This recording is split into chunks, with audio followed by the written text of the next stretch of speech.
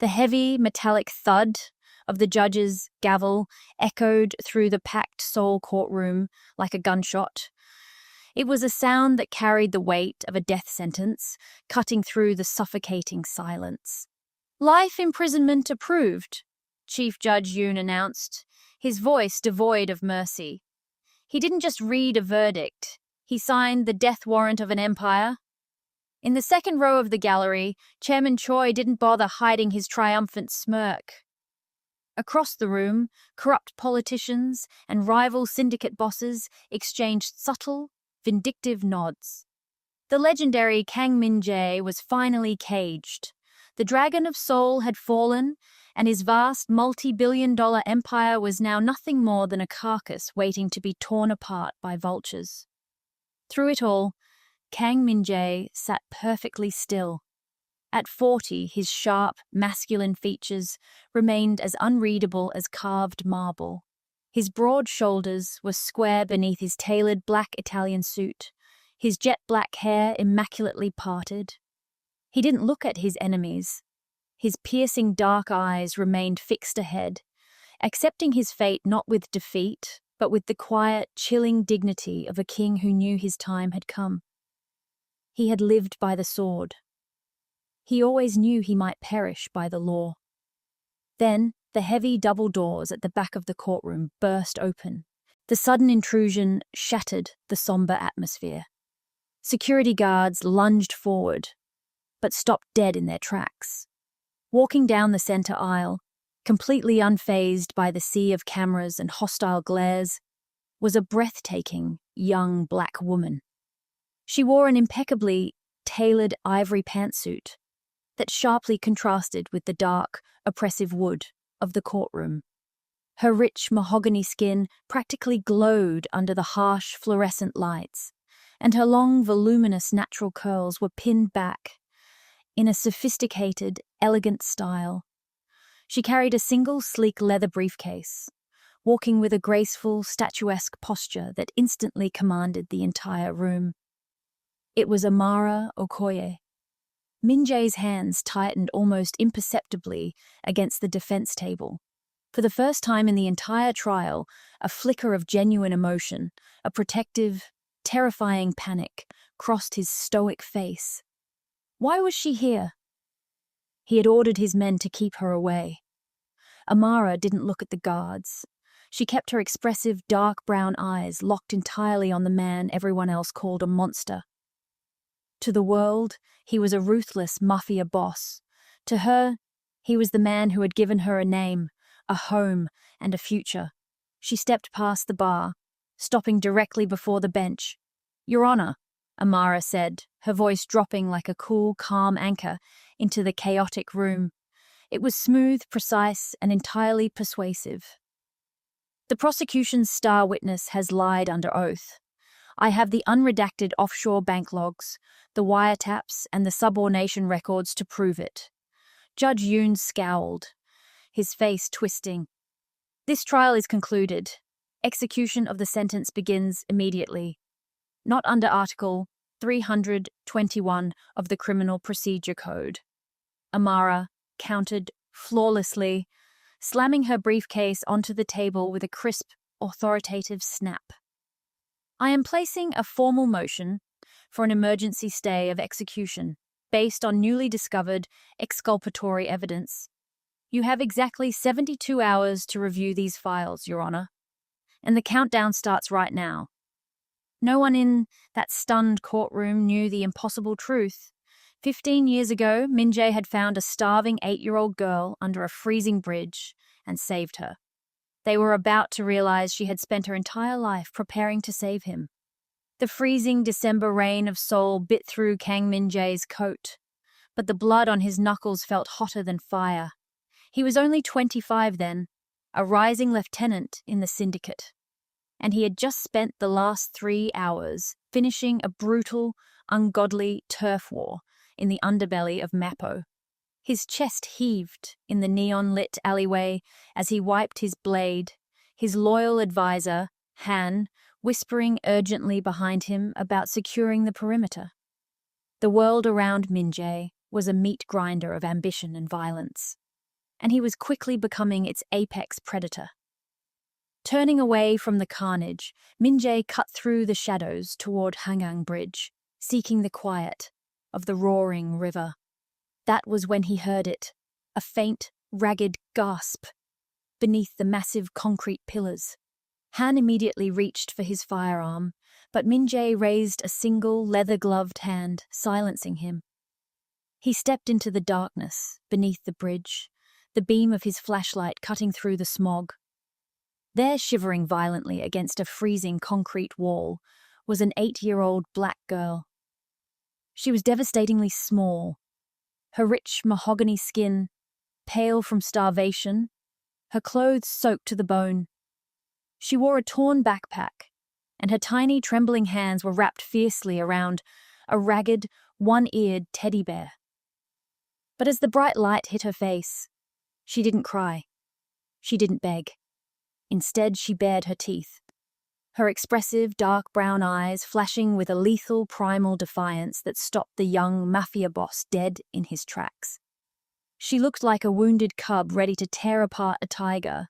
"Boss, she's a stray, foreign too, no family, no papers," Han muttered, his tone cold and pragmatic. "We need to move before the police trace the sector.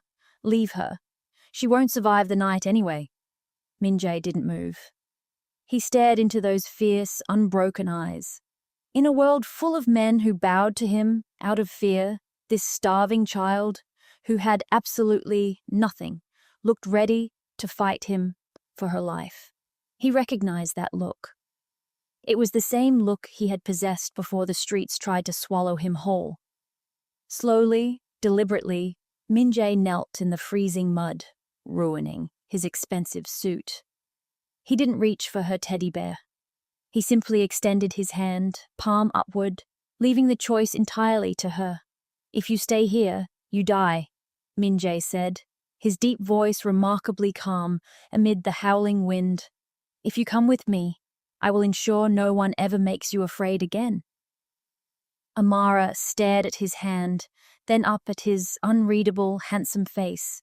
Slowly, her tiny, ice-cold fingers crept out and gripped his palm with surprising strength. "Boss, this is madness," Han hissed. "The elders will never accept an outsider child." Min-Jae stood up, effortlessly lifting the frail girl into his arms and shielding her from the rain with his long coat. "Then the elders can try to take her from me," Min-Jae replied coldly. As they walked back into the neon glow of Seoul, the little girl buried her face into his chest, her fierce grip never loosening. Under that freezing bridge, a monster had found his humanity, and an orphan had found an empire. The transition from the freezing streets to the sprawling minimalist estate of the city's most feared man was a silent shock to Amara's system. In the early days, she expected the luxury to vanish as quickly as it had appeared.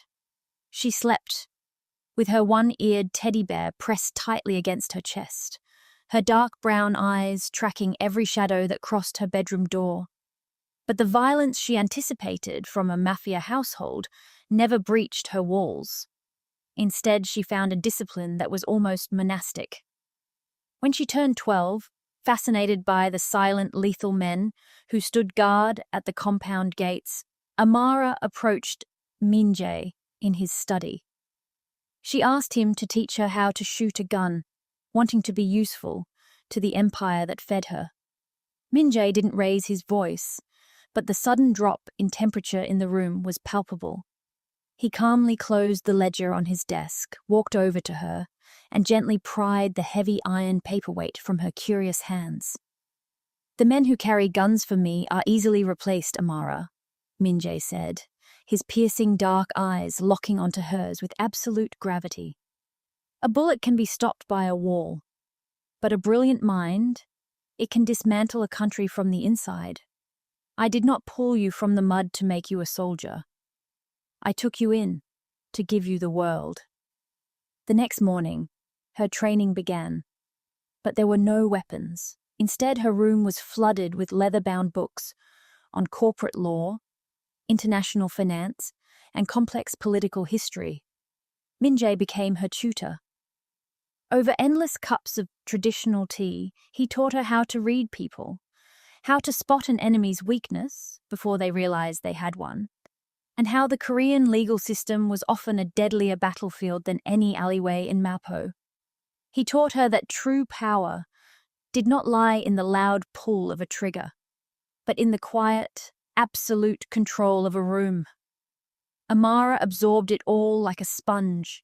She mastered the intricate honorifics of the Korean language, graduated at the absolute top of her class, and learned to mask her emotions behind the same elegant, unreadable composure that Min-Jae wore like armor.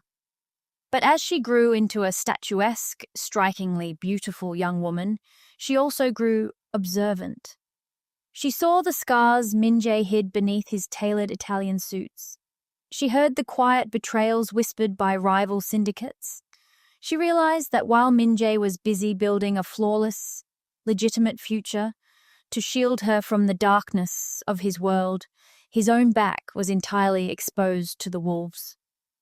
One evening, watching him stare out the window at the flashing neon lights of Seoul, a quiet, unbreakable resolve settled deep within her mahogany chest. He had spent 15 years using his blood and iron to protect her childhood. In secret, over her law textbooks, Amara made a sacred vow. She would master their laws, control their systems, and become the one thing a mafia boss could never buy: an unbreakable, ultimate legal shield.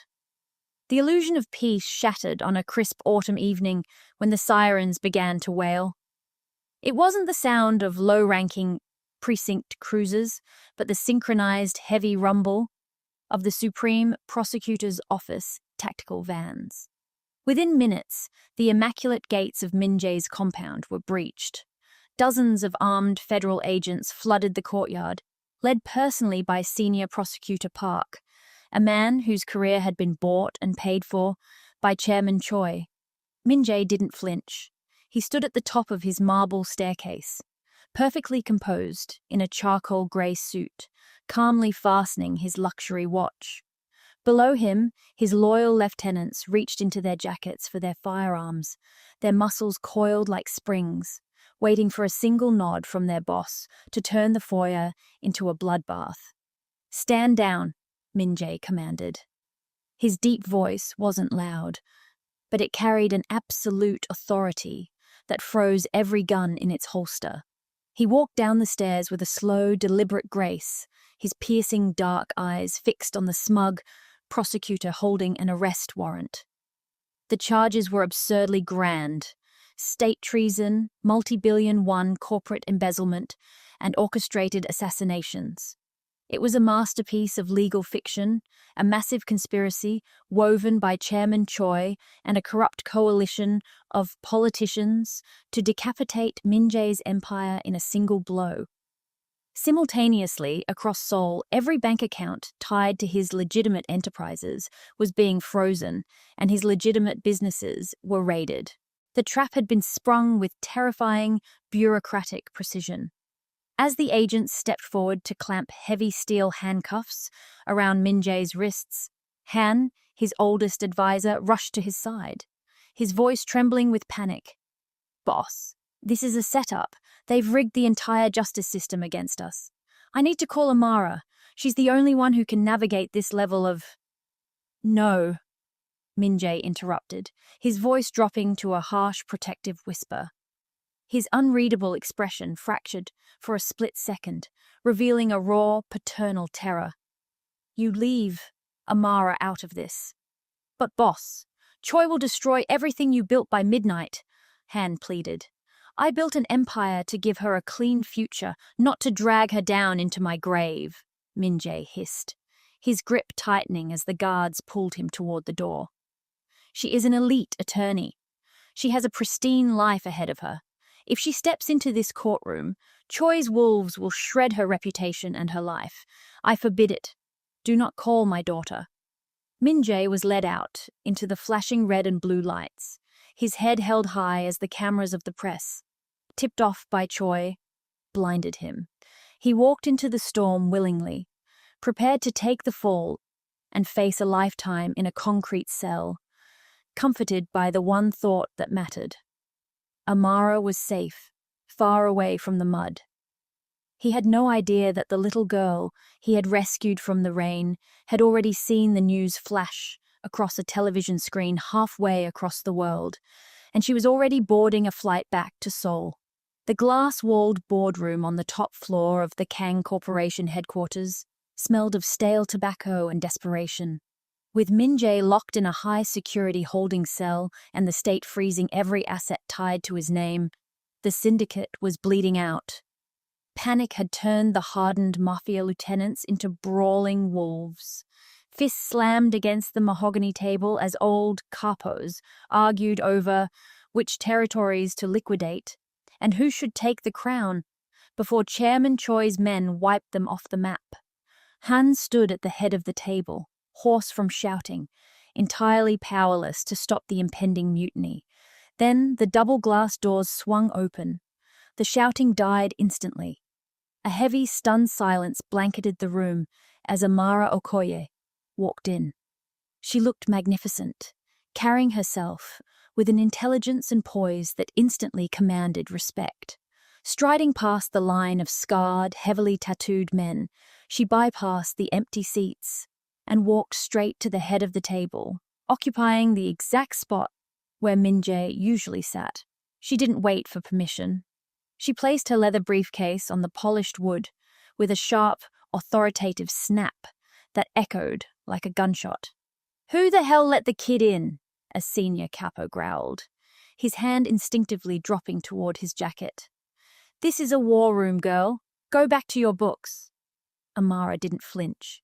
She locked her expressive, dark brown eyes onto him, her gaze so chillingly calm and unreadable, it mirrored Min-Jae's legendary stare.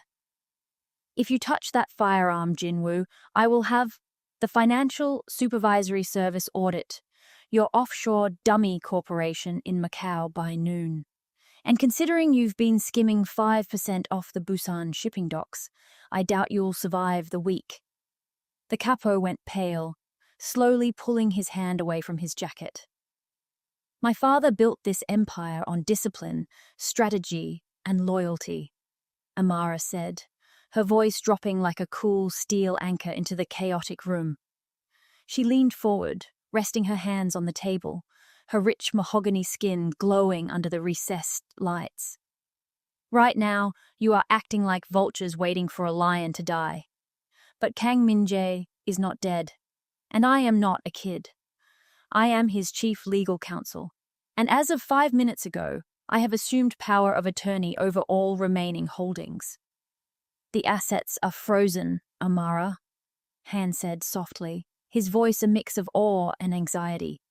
"We have no liquidity to fight Choi's lawyers or his hitmen.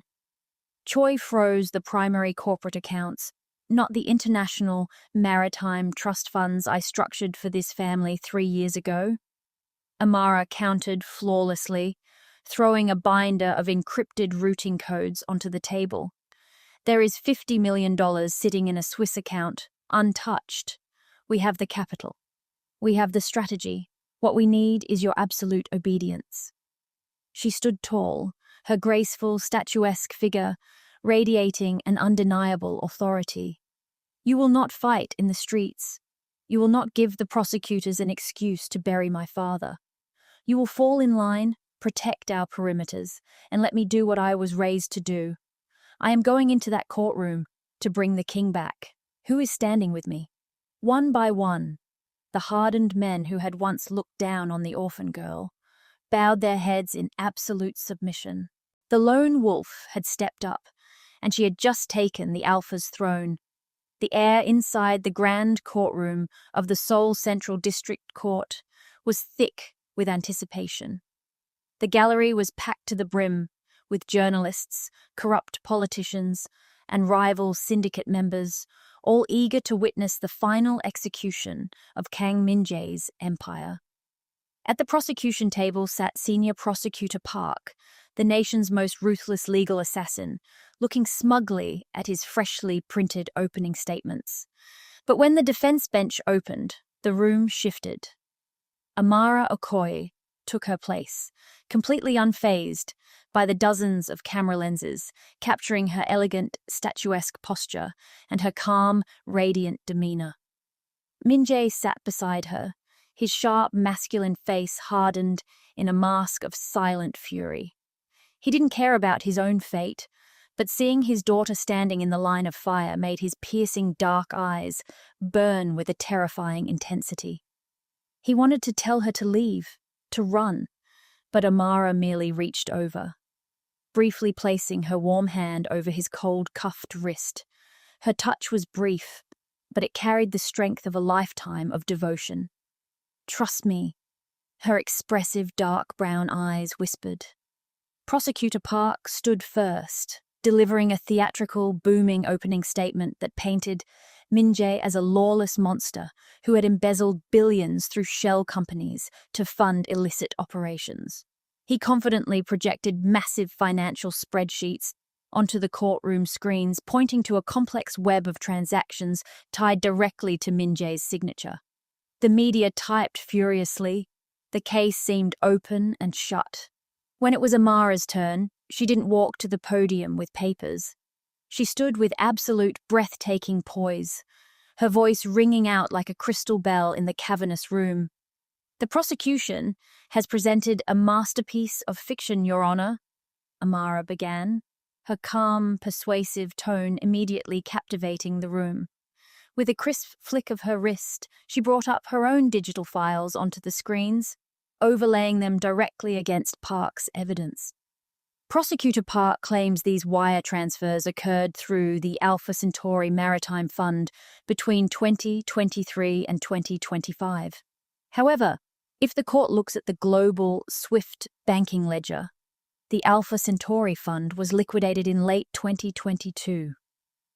A collective murmur rippled through the press gallery. Park's smug smile faltered. "Furthermore," Amara continued flawlessly, her fingers manipulating the digital records with practiced ease. "The digital signatures on these authorization forms use an outdated cryptographic key that was deprecated by the Bank of Korea 4 years ago. These files weren't signed by Kang Min-Jae. They were fabricated, backdated, and uploaded to a government server less than 72 hours ago from an IP address registered to a subsidiary owned by Chairman Choi." The courtroom erupted into sudden chaos. Reporters gasped, fingers flying across their keyboards as the narrative flipped on its head. Prosecutor Park slammed his hands on his desk, his face flushing crimson as he shouted an objection, but the damage was already done. Amara turned slowly to look at her father, her ivory blazer catching the morning light. Min-Jae's unreadable face softened, just for a fraction of a second, with a wave of profound, overwhelming pride. The trial had only just begun, but the little girl from the bridge had just shown the world that the dragon's daughter possessed the sharpest teeth of all. The midnight rain washed over the asphalt outside Amara's temporary safe house, a heavily fortified apartment in the heart of Gangnam. Inside, the only light came from the glow of her laptop screen as she cross-referenced the corrupted judge's financial records. Han's warning from earlier echoed in her mind. Chairman Choi is a cornered animal. Amara.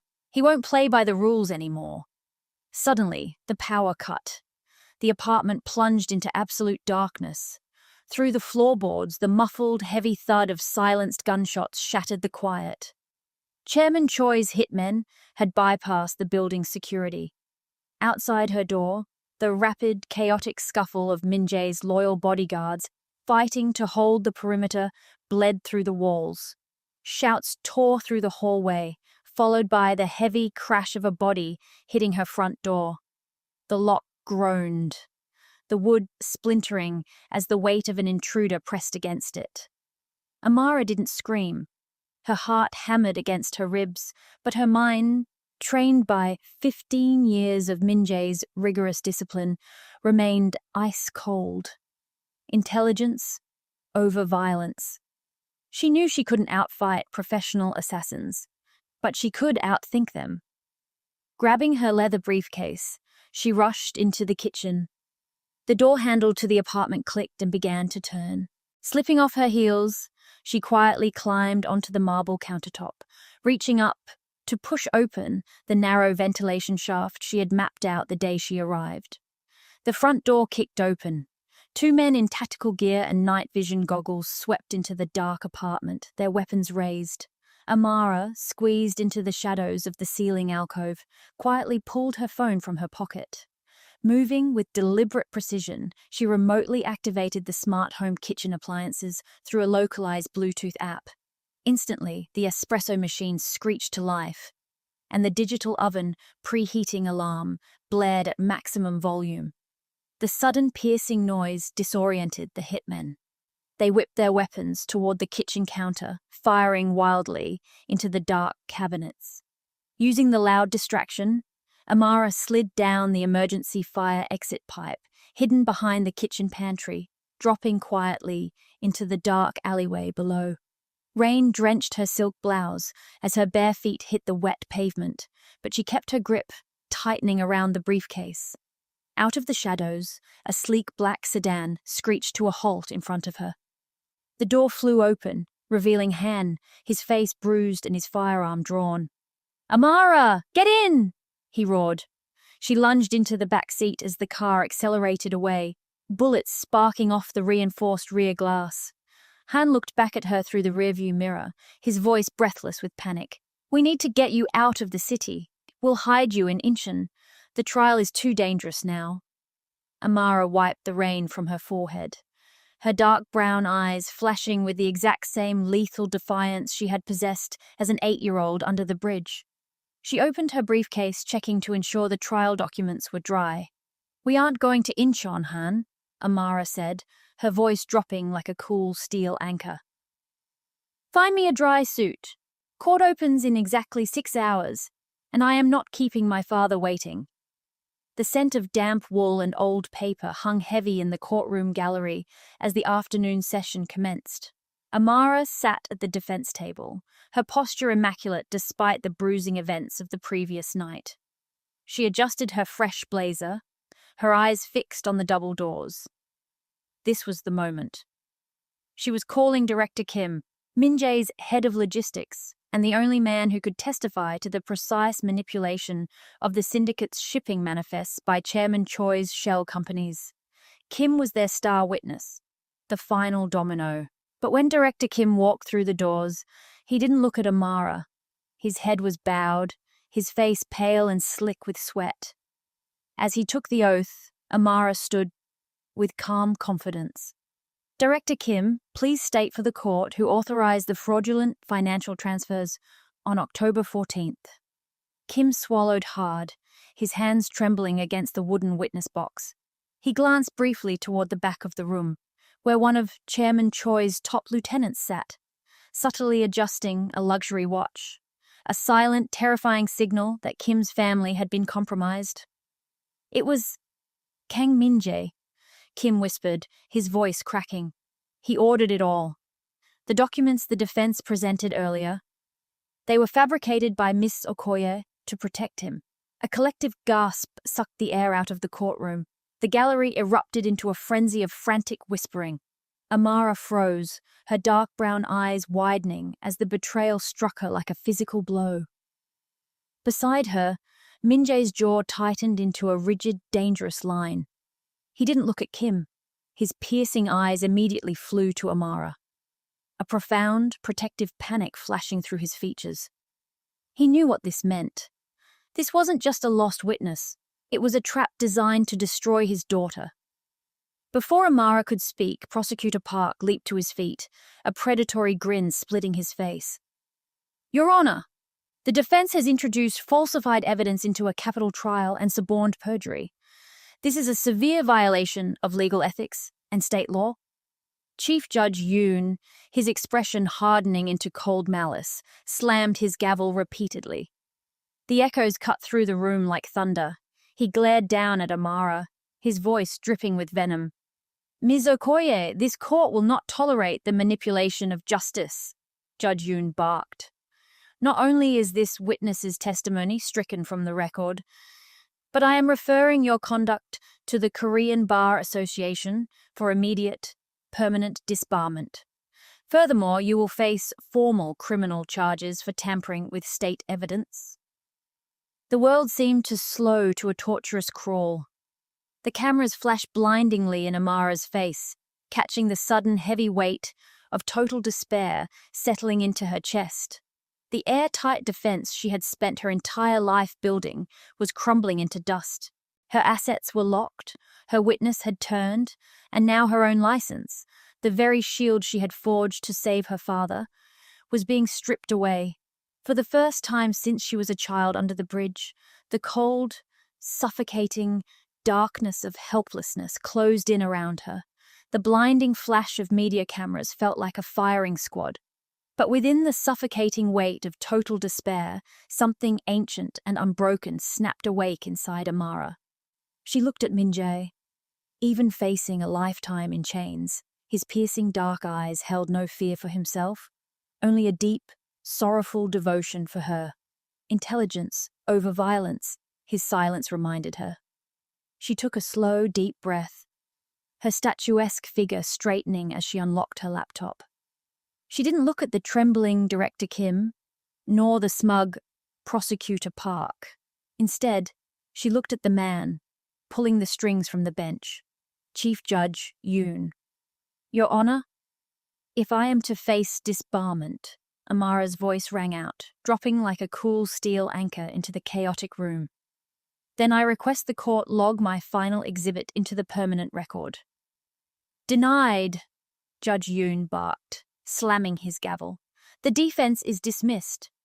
You cannot deny a submission that is already broadcasting live to 12 million people. Amara countered flawlessly, her voice dripping with an icy, absolute authority. A sudden breathless murmur rippled through the press gallery. Reporters gasped, staring down at their phones. Amara hadn't just connected her laptop to the courtroom projector. She had bypassed the court's encrypted firewall, rerouting her presentation directly into the uncut global press stream that every major network was broadcasting. On the massive digital screens behind the bench, a complex financial web materialized. It wasn't a record of the syndicate's transactions, but a trace route of an offshore account based in the Cayman Islands. 2 hours ago, Chairman Choi's shell company transferred $3 million into this account, Amara stated, her fingers flying across the keyboard with practiced lethal precision. The account holder isn't a Mafia lieutenant. The encrypted biometric key required to access these funds belongs to you, Chief Judge Yoon. The courtroom erupted into absolute pandemonium. Prosecutor Park froze, his face turning an ash grey. Judge Yoon stood up so fast his chair toppled backward, his eyes wide with a panicked, primal terror as his own bank records, wiretaps, and bribery logs flashed on national television. Silence! Turn off the feeds! Yoon shrieked. But it was too late. The entire country was watching the corruption collapse in real time. This isn't a trial. It is a state-sponsored execution orchestrated by a corrupt coalition, Amara shouted over the noise, her expressive dark brown eyes blazing with an unbreakable resolve. She slammed her hands onto the defense table, her rich mahogany skin striking against the ivory of her suit. And I demand an immediate intervention. Right on cue, the heavy double doors of the courtroom burst open for the second time. A phalanx of federal internal affairs agents wearing the insignia of the Ministry of Justice flooded the room. They didn't move toward Min-Jae. Instead, they marched straight past the bar, their weapons drawn, and surrounded the judge's bench. Through the flashing lights and roaring chaos, Amara finally looked back at her father. Min-Jae sat perfectly still, a slow, rare smile breaking across his handsome face. The king was still on his throne, because his daughter had just rewritten the rules of the kingdom. The falling of Chief Judge Yoon's gavel was no longer a death knell. It was the final definitive stroke of an executioner's blade against the corrupt coalition that had tried to bury them. Within minutes, the courtroom turned into a scene of bureaucratic cleansing. Internal affairs agents stripped the judge of his robes, while Chairman Choi and Prosecutor Park were led away in handcuffs, their faces pale under the relentless glare of the media. Standing at the defense table, Amara flawlessly executed the final legal motions, securing a full, unappealable exoneration for Kang Min-Jae. When the heavy steel cuffs were finally unlocked from Min-Jae's wrists, he didn't immediately stand. He looked down at his bare hands, then up at the brilliant young woman in the ivory pantsuit. For 15 years, he had been her protector. Today, she had rewritten his destiny. "You did it, Amara," Min-Jae said, his deep voice carrying a rare, thick warmth that she had only ever heard in the quiet of his study. "We did it, father," she replied softly, her radiant smile breaking through the lingering exhaustion of the trial. The heavy double doors of the courthouse swung open to reveal a crisp, clear autumn afternoon. As Min-Jae and Amara stepped out onto the grand stone plaza, a wall of blinding camera flashes and a roaring sea of reporters greeted them. But beyond the media line stood an even greater spectacle. Stretching across the entire square were hundreds of men, every single lieutenant, capo, and foot soldier of the Kang syndicate stood in immaculate black suits, their vehicles lined up like a royal motorcade. The moment Min-Jae appeared, the entire underground army moved in unison, bowing a full 90 degrees in a display of absolute, terrifying reverence. The king had returned to claim his city. Han stepped forward, opening the door to the lead armored sedan, waiting for Min-Jae to take his rightful place at the front of the formation. But Min-Jae stopped. He looked at the sea of bowing men, then turned his piercing dark eyes toward Amara. Slowly, deliberately, the legendary Mafia boss took a step backward, placing himself half a pace behind his adopted daughter. He wasn't hiding. He was yielding. He was showing his entire empire, and the world watching through the television screens exactly who had won this war. "The era of iron and blood is over, Han," Min-Jae announced, his voice carrying an undeniable, quiet authority that echoed across the plaza.